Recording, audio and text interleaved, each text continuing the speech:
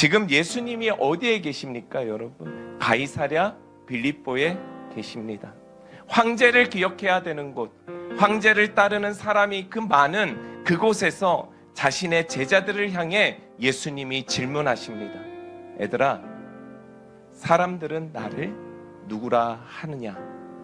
우리가 이 인생을 살아갈 때 한 번쯤은 진정성 있게 마주해야 되는 그 지점이 바로 이 지점이 아닐까라는 생각을 합니다. 내가 예수를 누구라 생각하는지에 따라 이 인생은 달렸구나.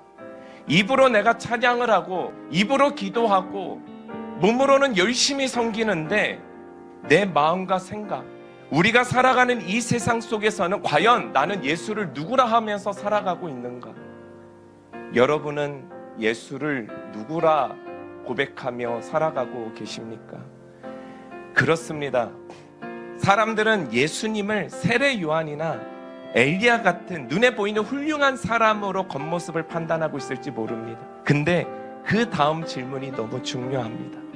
예수님이 말씀하시는 거예요. 그래, 세상은 나를 그렇게 부를 수 있어. 근데 내 제자들아, 너희들은 나를 누구라 하느냐? 너희는 어떤 생각을 가지고 나를 따르고 있는가? 그랬더니 베드로가 아주 기특한 대답을 하죠. 주는 그리스도시요 살아계신 하나님의 아들이십니다. 정답입니다. 우리가 신앙생활을 할 때 또 한번 생각해 봤으면 좋겠어요. 모르나? 내가 예수님이 하나님의 아들인 걸 모르나? 정답을 말하고 정답을 우리가 알고 있어요. 답을 몰라서가 아닙니다. 어쩌면 그 답을 이미 너무나 쉽게 얻은 거예요. 그 답에 대한 진정성과 그 답에 대한 해석과 그 의미를 생각하지 않고 스스로 알고 있다라고 여기는 지점, 거기에서부터 우리의 교만은 시작되더라는 거예요. 세상은 예수님을 눈에 보이는 대로 말할 수 있습니다. 그러나 우리 그리스도인은 예수님을 엘리야라든지 세례 요한이라든지 이렇게 부르면 안 되는 것이죠. 그는 우리의 그리스도시요 살아계신 하나님의 아들입니다. 이 고백 위에 교회가 세워졌고 내 삶도 그 위에 세워져야 된다라는 거예요. 사랑하는 여러분, 지금부터 조금 더 집중해서 잘 들어주셨으면 좋겠습니다. 예수님의 정체성이라고 말하는 그 주는 그리스도시요 살아계신 하나님의 아들입니다라는 이 고백이 우리의 삶에 확실히 다가오게 됩니다. 삶으로 고백되어지게 될 때 비로소 우리의 삶의 방황은 끝나는 거예요. 우리의 방황이 언제 끝날 수 있을까? 주는 그리스도시요 살아계신 하나님의 아들입니다. 우리에게 방황이 왜 옵니까? 오는 이유가 무엇입니까? 우리가 문제에 갇혀 있기 때문 아닙니까? 그 문제를 뚫고 나아가지 못하기 때문에 그렇지 않습니까? 인생의 주인이 하나님이라는 사실을 알고는 있지만 그 고백 위에 내 삶을 세우려는 의지가 없기 때문 아니겠습니까? 사랑하는 여러분, 우리 그리스도인이 세상을 살아가는데 뜻에 정함이 없고 뜻이 없다면 우리는 예수를 정답으로만 살아가는 서기관과 바리새인과 다르지 않는 인생이라는 거예요. 우리가 하나님께 뜻을 정한다라는 것은 너무나도 중요한 일이에요. 우리가 뜻을 정하지 않으면요, 기웃거리는 인생을 살아갑니다. 여기가 좋다고 그러면 저기 기웃거리고, 저기가 좋다면 저기 기웃거리고. 아이를 키울 때 안 그렇습니다. 저 학원이 좋다고 그러면 저기 보냈다가, 애가 좀만 마음에 안 맞는다고 그러면 저기 또 보내봤다가.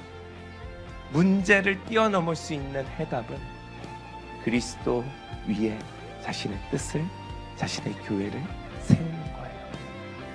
그럴 때 주님이 하실 줄 믿습니다.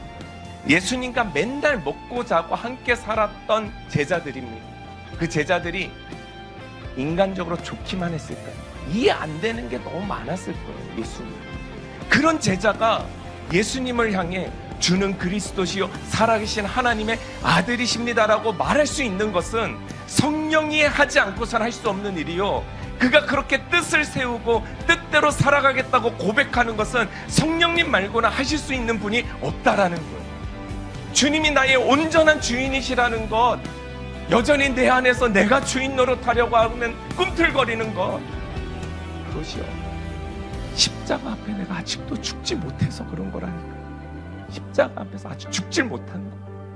어떻게 우리가 구원이 일어나요, 여러분? 죽어야 일어나는 거예요.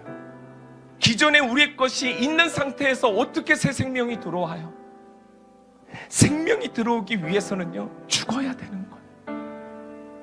죽어야 부활이 있고요, 죽어야 구원이 있는 거예요. 근데요, 제자들에게 말하는 거예요. 나는 죽으러 가야 돼. 근데 있잖아, 심지어 종교 지도자의 손에 죽어야 돼. 주님은 죽음 가운데에서 다시 살아나셔야 한다는 사명이 있으셨어요.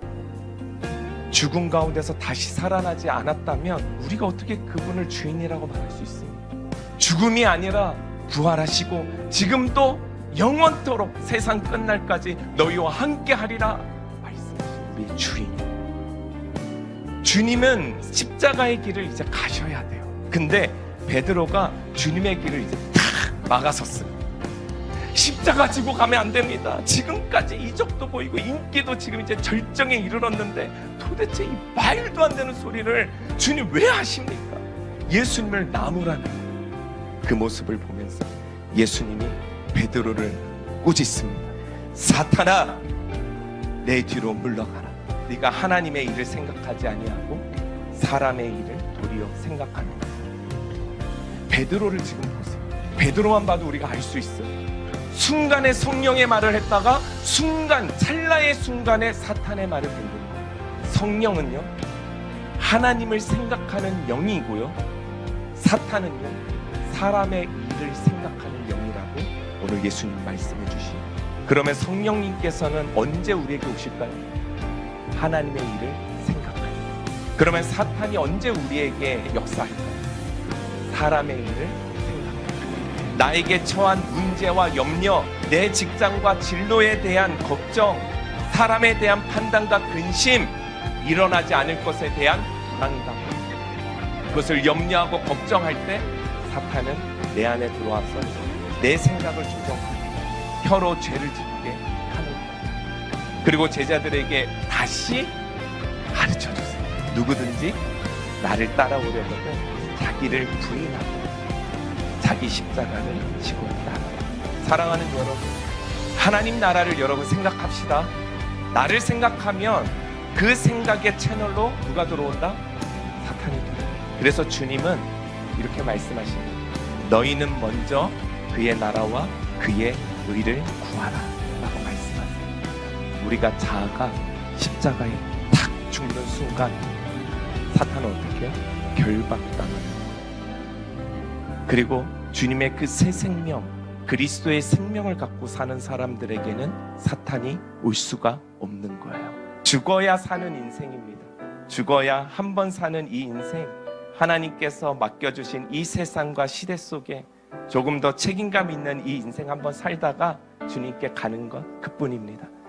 사랑하는 여러분, 이 놀라운 하나님 나라의 이 비밀을 우리는 알게 되었으니 이제는 뒤로 물러서지 마시고요, 주님 나라를 향해서 저희 모두 두 손 잡고 정말 하나 된 그 중보를 갖고 서로의 어려움들을 같이 기도하면서 돌파하고 뚫어내는 그런 믿음의 교회 되기를 주님의 이름으로 축원합니다.